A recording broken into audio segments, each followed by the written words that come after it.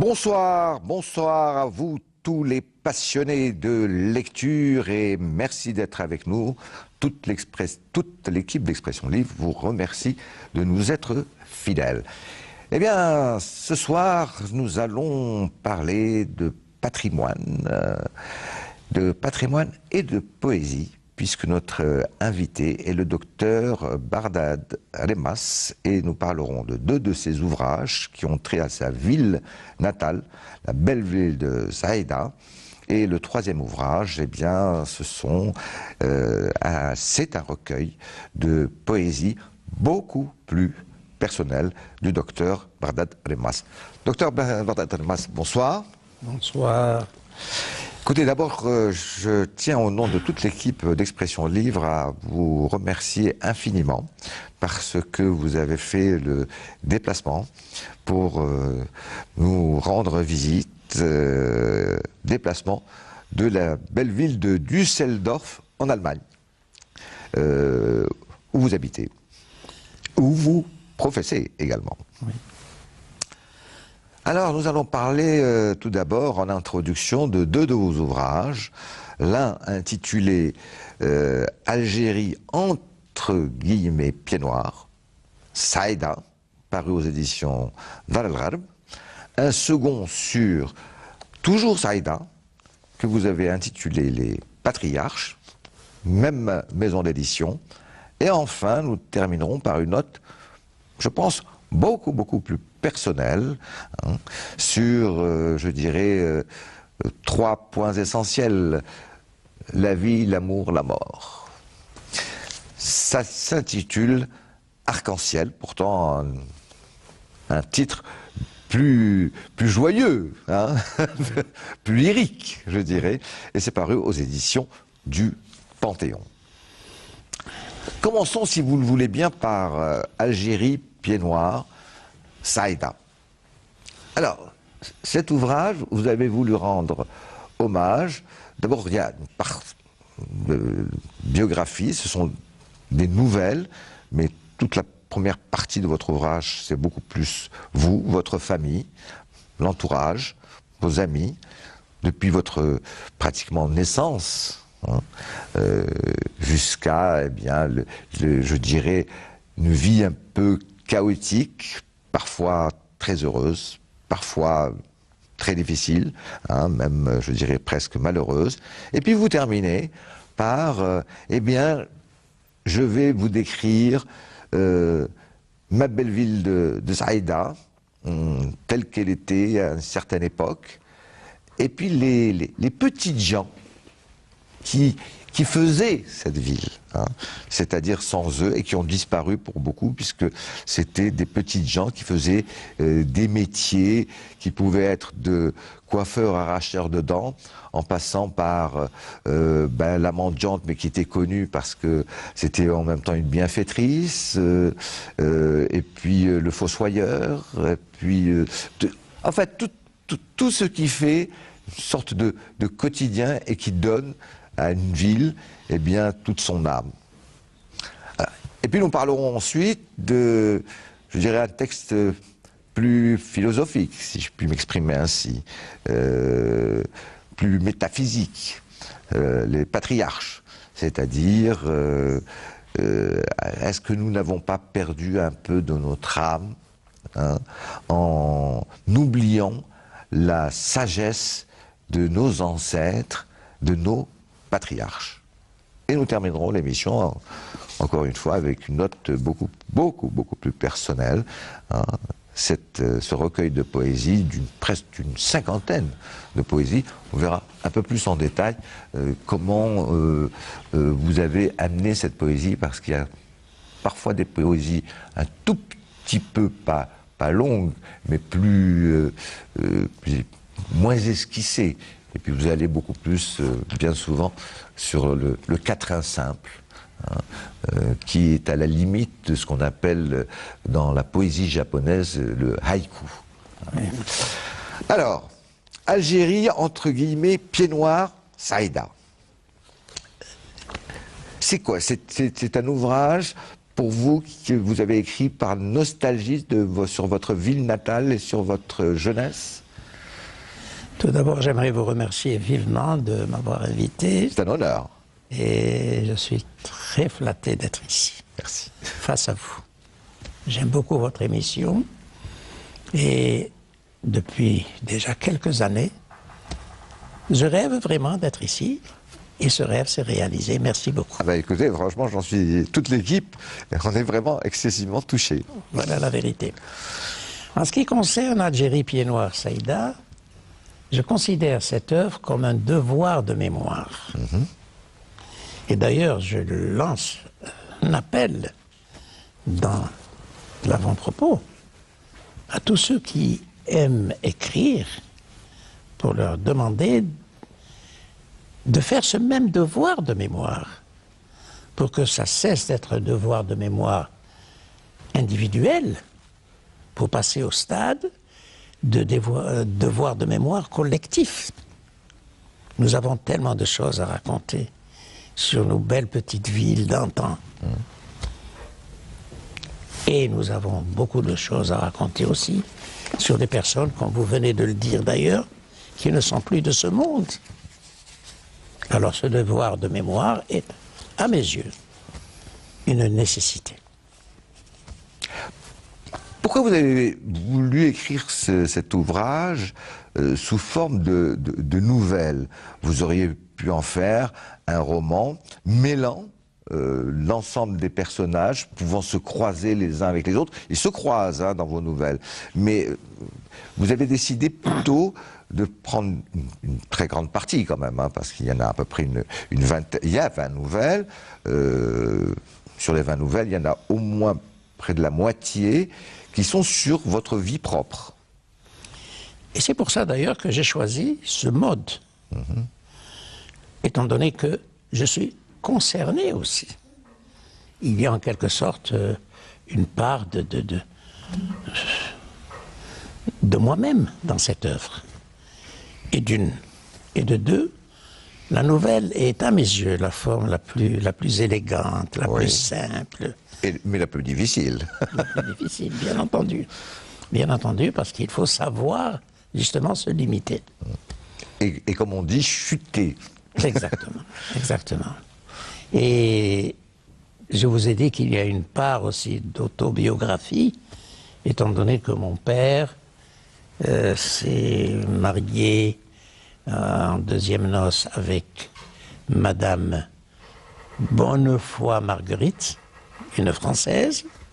J'avais à peine 1 an et demi. Et avec la permission de ma mère biologique, algérienne, Zahra Bet Benmoufouq, il m'a mis entre les mains de Madame Bonnefoy pour qu'elle fasse mon éducation. Mais ça se faisait à l'époque. Ça se faisait. Oui. Ça se faisait. Elle était divorcée, avait 2 filles, Gisèle et Ginette, qui étaient un peu plus âgées que moi. Et j'ai vécu, et c'est là justement la chose qui m'a fait écrire cette œuvre. J'ai vécu donc chez Madame Bonnefoy, Marguerite, croyant que c'était ma mère. Ah oui, vous en étiez persuadé. Et ça jusqu'à l'âge de 7 ans. Jusqu'à l'âge de 7 ans. Je n'ai pas parlé un traître mot de notre langue, d'arabe, ou même d'arabe dialectal, jusqu'à l'âge de 7 ans. Il y a un moment d'ailleurs, parce qu'on va voir que un jour, votre père, qui était Raïd, vous arrache brutalement, pratiquement, à votre mère biologique pour vous faire élever par cette dame française. Et il lui semblait tout à fait logique à un moment donné que, puisque vous aviez commencé à avoir les bases d'une éducation à la française, comme on disait à l'époque, et ben maintenant, ça y est, il a 7 ans, il a ce qu'on appelle l'âge de raison. Eh bien, il faut qu'il revienne au bercail. Au bercail et à ses origines. Oui. Et j'ai adoré le moment où vous vous retrouvez d'une maison qui était typiquement française, avec ce qu'on appelle le salon, la salle à manger, etc. et tout ça, sur une peau de mouton, chez votre mère biologique, en ignorant totalement que c'était votre mère biologique. Oui. J'avais le bonheur, tous les 2-3 mois, d'être conduit chez elle. On me disait, c'est ta tante. C'est ta tante. Alors elle me recevait avec un bon thé à la menthe fraîche et des gâteaux que j'aimais manger, des gâteaux à l'orientale. Et un jour, mon père frappe à la porte. J'avais 7 ans, donc j'avais passé 7 ans chez Madame Châtain.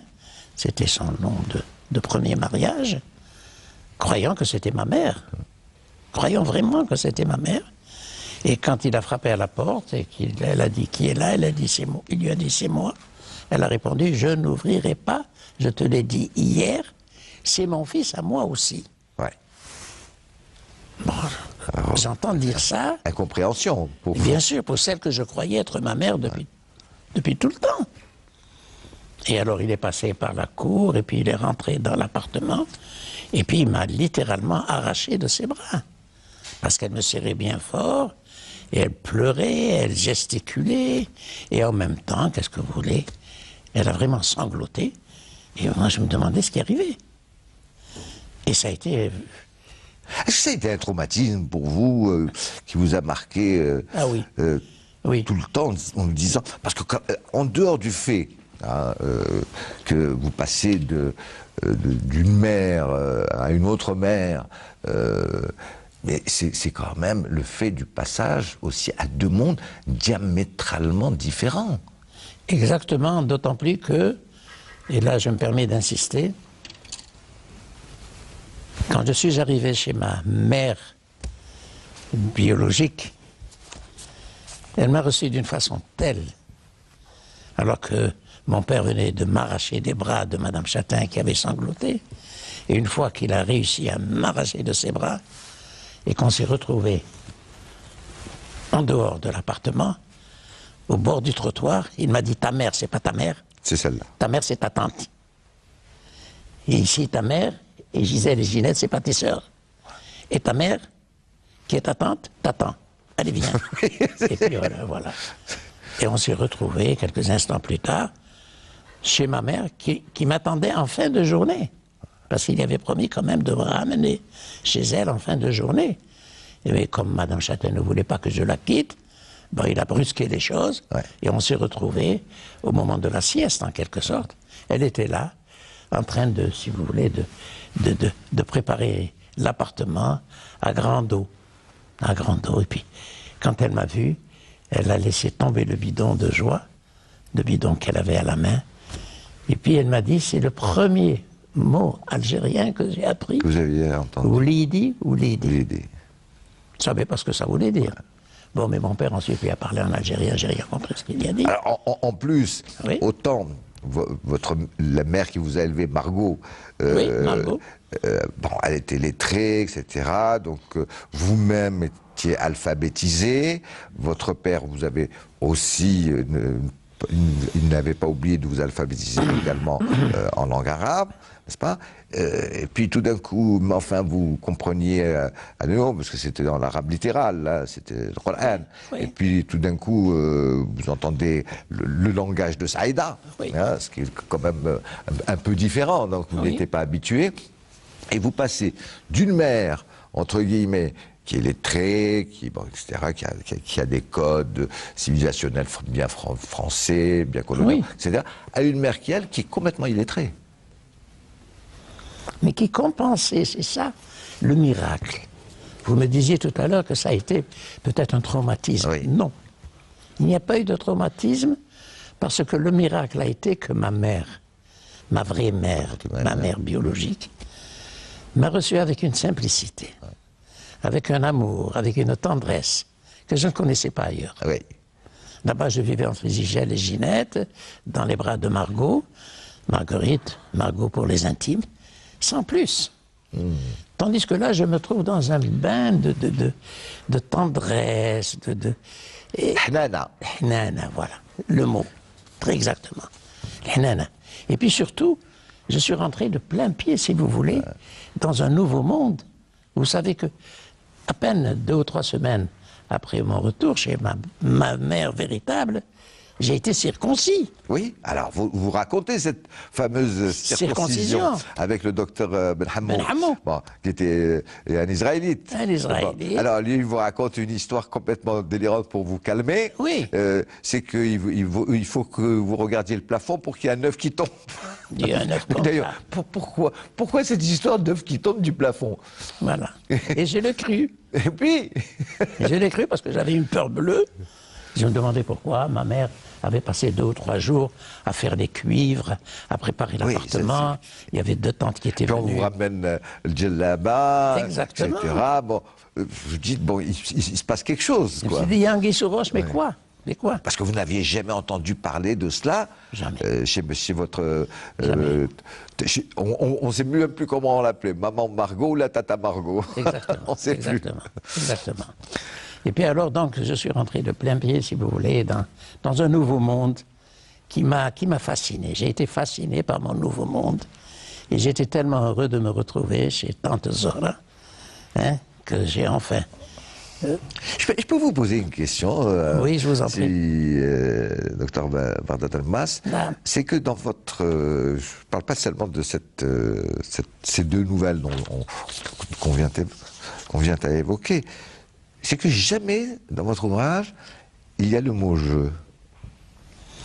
C'est comme si c'était un personnage que vous aviez créé, parce qu'on pourrait le penser ainsi, hein, que vous avez créé, même à un moment donné, je me souviens dans Zohra, hein, dans votre nouvelle Zohra, donc il parle de votre mère biologique, hein, de ses 2 filles, etc. Tout ça. À un moment donné, il y a une phrase qui m'a marqué. Et son fils est allé étudier à la madrasa de Tlemcen. Et c'était vous. Ça a été le miracle. Pourquoi? Parce que jusqu'à l'âge de 7 ans... Vous n'avez pas utilisé le jeu. Pourquoi vous vous êtes pas dit, tiens, je vais faire une partie de l'ouvrage en récit autobiographique et une partie d'ouvrage... moi j'ai une réponse, hein, mais je voudrais que vous me la donniez. Et une autre partie de votre livre qui va dire, bon, je vais parler, comme on a signalé tout à l'heure, de la mendiante, du coiffeur, du dentiste, etc. Tout ça. Parce que je voulais survoler cette partie de ma vie. Je ne voulais pas atterrir à là, chez ma véritable mère, et me sentir obligé de faire un quelconque effort pour trouver refuge là où j'étais, sans m'y attendre. J'ai survolé un petit peu toute cette partie. Et le bonheur et le miracle a été le suivant. Je ne parlais pas un traître mot d'arabe, et même pas d'arabe dialectal, jusqu'à l'âge de 7 ans.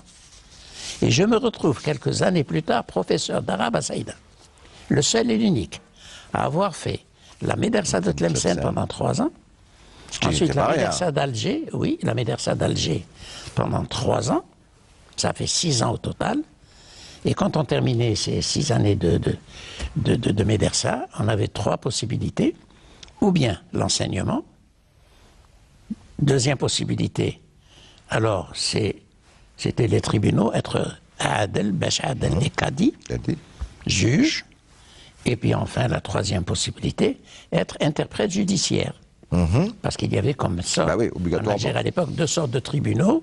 Tout à fait. Et puis il fallait qu'entre les 2 tribunaux qu'il y avait, les 2 instances, il fallait un interprète judiciaire pour que les minutes françaises soient traduites en arabe et les minutes arabes soient traduites en français.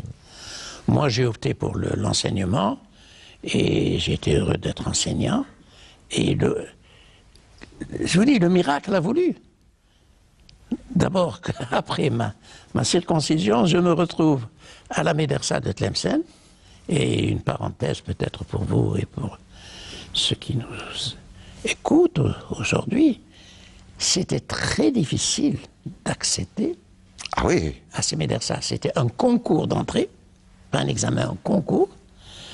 L'année où je me suis présenté, il y avait plus de 120 postulants. Ils n'en prenaient pas plus de 30. C'était vraiment le nombre limite. Et il fallait quand même réussir. C'était un examen écrit et oral qui n'était pas facile. Eh bien, le sort a voulu que je réussisse quand même. Ah, c'est pas le sort, là. Ah oui. Non, c'est le travail que vous aviez fourni. Oui, bien sûr, pour, ça aussi. D'autant plus que je suis passé de façon assez honorable en 4e position. Oui, parce que quand même, ça a 30. été brutal, quand même, cette coupure Brutal. entre deux langues. Vous connaissiez à peine l'arabe, et puis tout d'un coup, vous vous retrouvez dans un cycle hein, non seulement d'apprentissage, mais d'être à l'aise dans cette langue. Mais là, vous me tendez une perche exceptionnelle. Vraiment exceptionnelle. Pourquoi? Parce que je ne comprends pas que de nos jours, après 50 ans d'indépendance... 60 maintenant. On arrive presque à 60. Oui. Que nous ne soyons pas à même de parler correctement notre dialecte. Ouais. Vous rencontrez un ami Kérak, ça va. Ouais. Il vous écoute le Kérak. Qui va dire ça va? Ça me chagrine énormément. Bien sûr. De voir que nous en soyons à ce stade encore. Alors ça, c'est ce Parler un dialecte truffé de mots français, Pourquoi nous sommes... C'est un petit peu ce que vous dites dans les patriarches. Bien sûr. Hein, ce que vous signalez. Bien sûr. La perte de notre langue petit à petit, alors que le colonialisme n'est plus présent. Plus présent.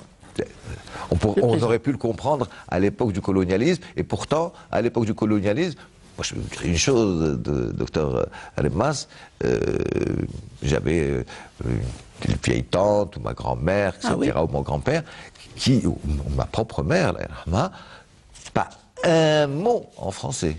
Oui. Soit c'était des manettes, des expressions, des proverbes, etc. Oui. Soit c'était... un jour, j'avais même posé la question à ma mère, je lui avais dit, mais il y a un mot pour dire l'écumoire? Elle me dit, oui, l'écumoire, ça, c'est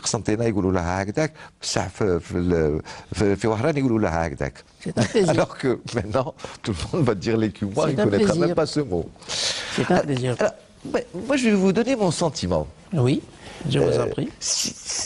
Moi, j'ai pensé que vous aviez vous avez structuré Algérie Pied Noir Saïda de cette façon. C'est-à-dire que vous avez, la première partie, vous avez mis en place votre vie personnelle, votre entourage, oui. Et puis, une fois que le lecteur s'était bien installé dans ce que vous êtes, et ce qu'était votre entourage, là, vous pouviez ouvrir les voies sur ce qui m'a fabriqué, entre guillemets, si vous me permettez l'expression, oui. C'est aussi les souvenirs extérieurs, hein, ou les rencontres extérieures à ma famille. Et là, je vais vous parler de soit ce que mon père m'a raconté, soit mes rencontres, oui. Hein, avec la mendiante, avec celui-là, l'histoire du dentiste, l'histoire ensuite de l'arracheur de dents, oui. ou que sais-je.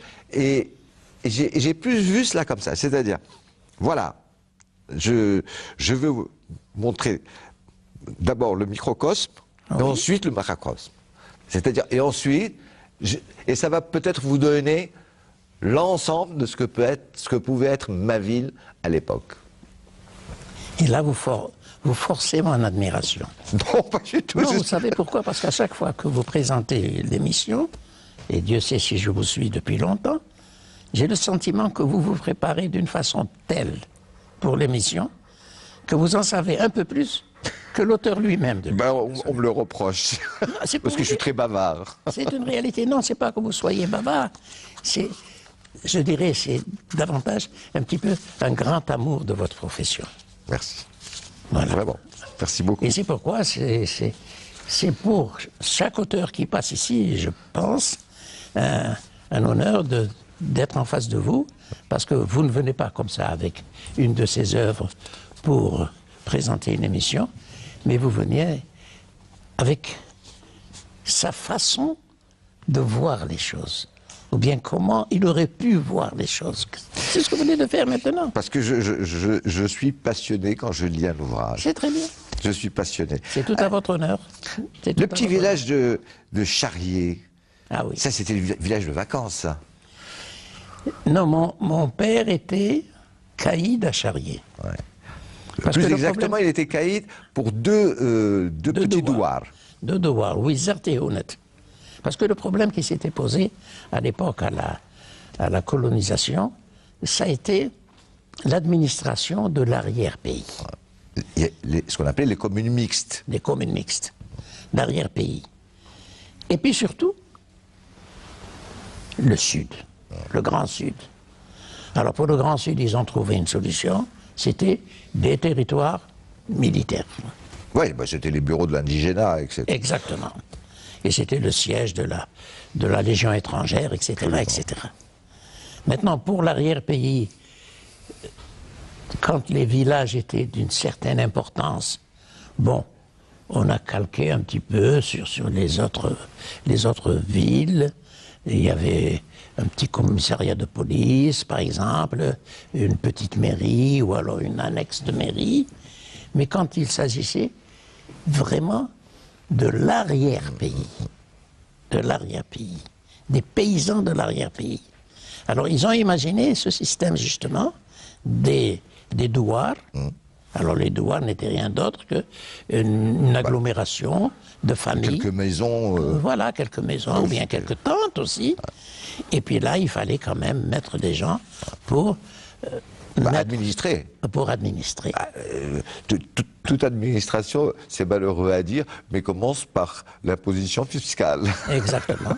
C'est la présence la présence de l'État, c'est d'abord les impôts. Non, mais c'est vrai, c'est pas une critique, hein, mais c'est comme ça. C'est la gestion. Et alors, votre père, mais alors c'était un redoutable, hein, votre père, parce que à un moment donné, il va y avoir une rixe avec le maire de Charrier, avec le maire de et Charrier. puis c'est là où on voit que oui, mais en réalité, il y avait presque une double autorité. Hein, Oui, mais c'était justement à l'occasion, si je me permets d'ajouter quelque chose, c'était justement à l'occasion de la perception des impôts. Ben voilà. Mon père arrive, c'était le jour de ses douars, parce qu'il y avait un jour précis pour chaque douar, et le jour de ces deux douars, mon père arrive et voit M.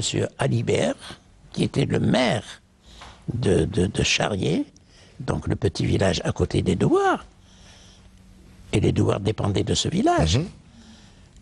Monsieur Alibert, qui était là, sa cravache à la main, il avait toujours des bottes hautes jusque-là. C'était la belle tenue de colon. Ah oui, le colon. Ouais. Il était le plus gros colon de la région, et en plus de ça, maire. Voilà. Et puis il était toujours en train de tapoter un petit peu avec sa cravache, ses bottes.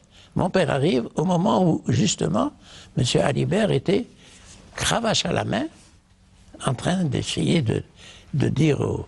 Oui, de mettre en rang. Voilà, en rang, les administrés de mon père. Alors mon père lui dit, attention, monsieur, que faites-vous là? Bon, et puis là, il y a eu une altercation. Et M. Alibert... très haut. Et que M. Alibert a commencé à être vulgaire. Je me souviendrai toujours du récit de mon père. Il a dit, quand il a commencé à être vulgaire, j'ai dit, c'est le moment ou jamais. Il a dit, je me suis adossé au mur, j'ai plaqué une de mes chaussures contre le mur, mon pied, un pied contre le mur, pour justement me maîtriser, et je lui ai laissé déverser tout son fiel. Et quand il a fini de déverser tout son fiel, d'être suffisamment agressif et suffisamment vulgaire, je lui ai donné une gifle magistrale. Ah, ouais. Alors M. Alibert, qui n'en croyait pas, qui n'en croyait ni ses yeux, mais ni... comment? Et alors, qu'est-ce qu'il fait? Un indigène qui frappait Alibert. Maire. Et la villa d'Alibert était juste en face de la mairie. Alors il est allé chez lui pour récupérer son fusil. Ah oui, oui, il allait carrément... Ah, il allait carrément. Ouais. Bon, entre-temps, les gens qui étaient là se sont interposés, quand même, le pire a été évité. Et M. Alibert a pris sa voiture, il est allé tout de suite voir l'administrateur pour lui raconter ce qui s'était passé, puis pour lui dire, je ne veux plus voir ce Rémas à Charrier. C'est fini. C'est fini. Bon. Mon père est rentré à la maison, et puis le soir même, il a écrit sa démission. Et le lendemain, qui lui a été refusé. Oui, oui. Et le lendemain, c'est plus que ça, c'est-à-dire qu'à un moment donné, en haut lieu, on a calmé les choses. on a calmé les choses. Voilà, on s'est dit, bon, c'est Exactement. pas la peine de... C'est Alors tout. Charrier, il y a deux choses qui m'ont plu. Bon, c'est là où on voit la confrontation, hein, entre deux mondes de façon brutale, et on voit la façon dont le colonialisme traitait ce qu'il appelait Oui. l'indigénat, hein, le petit paysan qui lui est un Hamas ou à peine, ou qui avait un lopin de terre. Et puis à l'autre côté, c'est-à-dire, il y a le revers, c'est-à-dire avec Madame Cespedes. Madame Cespedes. Ah, un Madame amour Cespedes. de femme. Bah oui. Un amour de femme. Elle avait à Charrier même ouvert un petit commerce. Une quincaillerie. Oui, elle a commencé par un petit commerce. Et puis alors c'était florissant parce qu'il n'y avait pas... Il fallait aller à Saïda, et puis à l'époque il n'y avait pas les moyens de locomotion de Non, maintenant. il y avait le bus qui des est voitures de braque-ballant, maintenant, les bus et tout. Bon, et puis alors, peu à peu, elle a agrandi, puis elle avait une très belle quincaillerie. Et puis moi, j'allais passer mes vacances d'été justement à Charrier, chez un ami de mon père, qui avait un commerce d'alimentation à Charrier. Et puis je passais un mois entier. Je dormais chez eux, je jouais avec leur fils qui avait mon âge, Bakadour, et voilà. Et quand j'allais au magasin de Madame Charrier, elle me faisait rentrer. Ah ben vous étiez le roi. Oui, elle me faisait Et rentrer les bonbons, et derrière hein. le comptoir, les caramels, les bonbons, Et ce qu'il y a de beau, et c'est pourquoi j'ai écrit ça, le temps passe, 24 ans après, 24 ans après, à Oran. à Oran. Je venais de terminer mes études de médecine, j'avais roulé ma bosse en Allemagne, etc.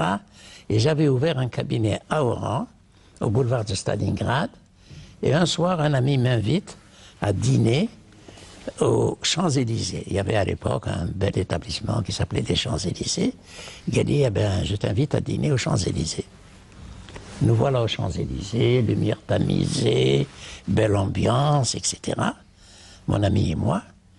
Et le gérant de l'établissement vient et puis me dit, si Barded, est-ce que je peux me permettre de vous présenter une dame qui en a pour quelques instants seulement, pour quelques instants ici, et je la mets ici à votre table pour m'occuper d'elle un peu plus tard.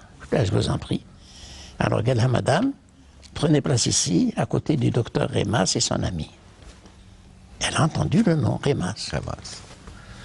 Et puis, il a laissé cette dame à notre table. Je l'ai invitée à prendre quelque chose. Elle a commandé une boisson. Et puis, elle me pose la question. Permettez-vous, docteur, que je vous demande si vous êtes de Saïda. Je dis oui, madame. Elle me dit, permettez-moi de vous poser une autre question. Avez-vous connu le caïd Rémas de Saïda? Je dis, mais madame, c'était mon père. J'étais fils unique. Ouais. Alors que j'ai dit c'était mon père,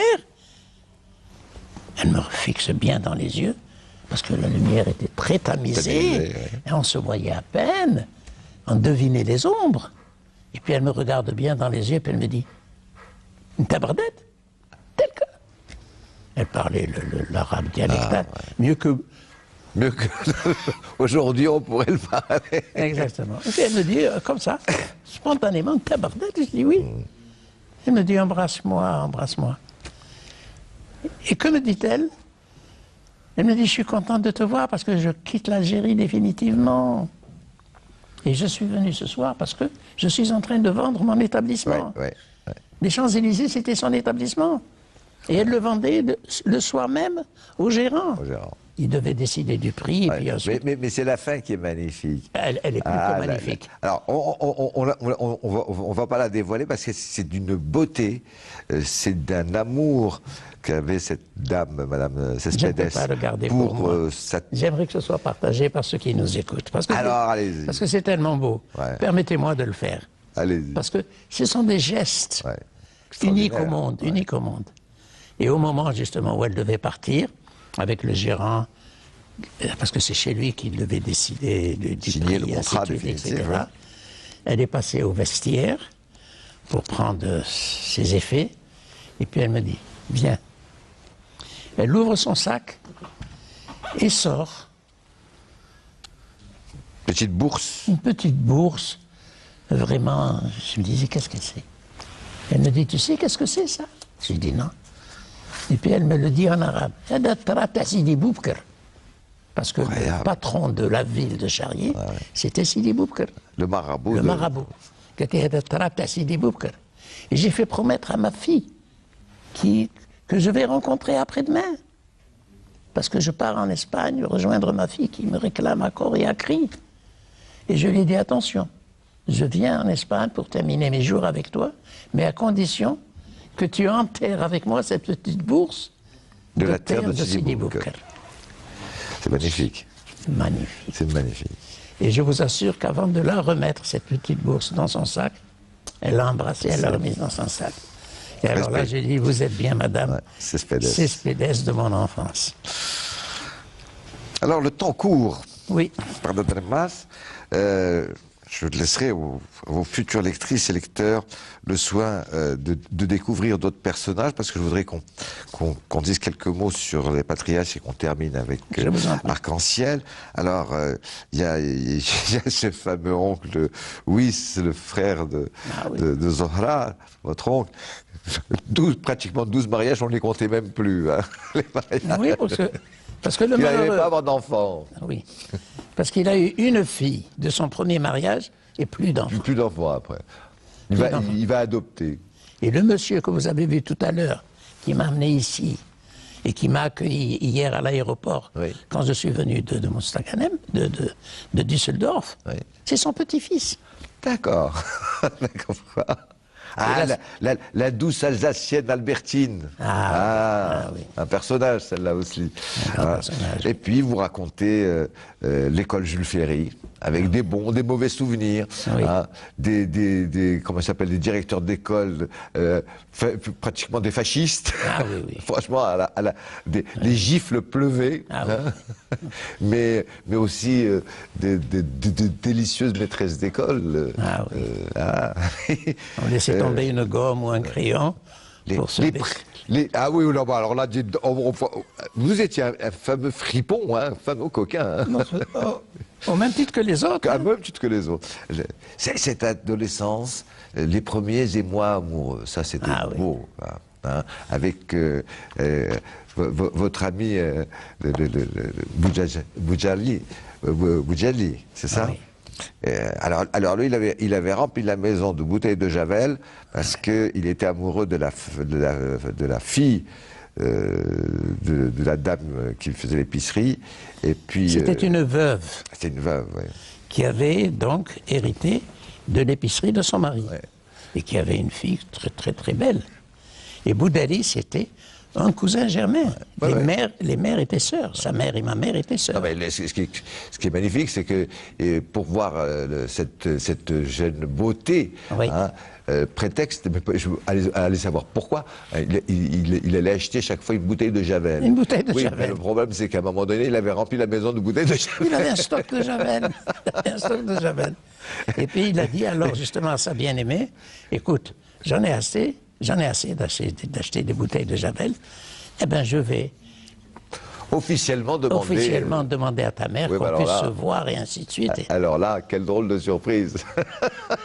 On laisse. Alors je l'attends la surprise justement. Vous m'avez dit tout à l'heure de me taire pour Madame Cespedes.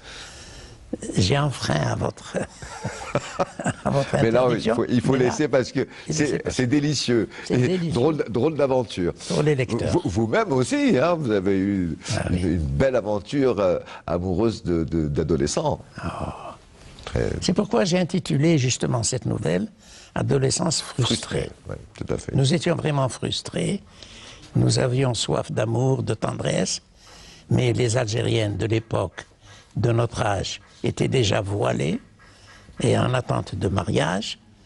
Et on voyait alors, par contre, les Français autour de nous avec ces flirter, robes fleuries. c'est flirter, et puis il faut voir passer des fêtes. Et surtout, il y avait un bal tous les samedis, dimanches à Saïda, avec l'orchestre de la Légion étrangère. Bah oui, parce qu'il y avait la Légion étrangère. Exactement. Bah oui. Il y a alors une de vos nouvelles sur cela, parce que c'est sur le quartier de la Redoute, n'est-ce pas, où il y avait une sorte de débit de boisson un peu louche, avec une très plantureuse et très serveuse. On savait pas très bien. C'est un plaisir d'être en face de vous, parce que on nous dit que c'est vous qui écrivez des nouvelles. Non, je lis tout simplement. Je lis, ça me plaît, hein, parce que c'était le quartier où vous viviez, et puis vous dites, ce débit de boisson, évidemment, le soir, tous les ivrognes du coin faisaient un tapage absolument incroyable. Et puis le jour où la belle serveuse, hein, qui était la Dulcinée, on ne sait pas quel mot lui donner, de ce légionnaire, un jour elle disparaît. Évidemment, le débit de boisson périclite, hein, parce que ça faisait partie du décor, si je puis m'exprimer ainsi. Et puis vous dites, ouf, enfin, le débit de boisson périclite, il ferme, on est tranquille, le quartier de la Redoute redevient un quartier calme et tranquille, parce que là, vous en pouviez plus. Ah oui, vous en pouviez plus. On a parlé du mauvais dentiste qui, lui, alors là, et du coiffeur arracheur de dents. La piscine, ça c'est intéressant, la piscine, parce que ça montre bien le clivage qu'il pouvait y avoir. Alors là, je me permets, si vous voulez, de prendre la parole, parce que Saïda est une ville très chaude en été. Ah oui, je connais. En été, on suffoque à Saïda. Et enfin, le maire de la ville de Saïda décide, n'est-ce pas, de construire une piscine à Saïda. Ils ont passé des années à construire, à démolir et ceci. Et cela, et quand la piscine a été construite, l'inauguration a été magistrale. Joie. Mais magistrale, avec orchestre, avec des guirlandes un peu partout, un concours de natation, et une loterie, etc., etc. Et puis, une fois passée cette inauguration, l'accès à la piscine.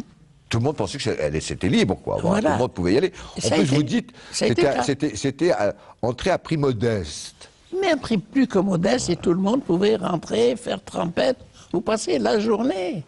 Parce qu'il y avait un grand jardin, avec beaucoup de tables, et la restauration. Voilà. Il y avait restauration, il y avait. Et voilà qu'un jour, Monsieur le maire décide.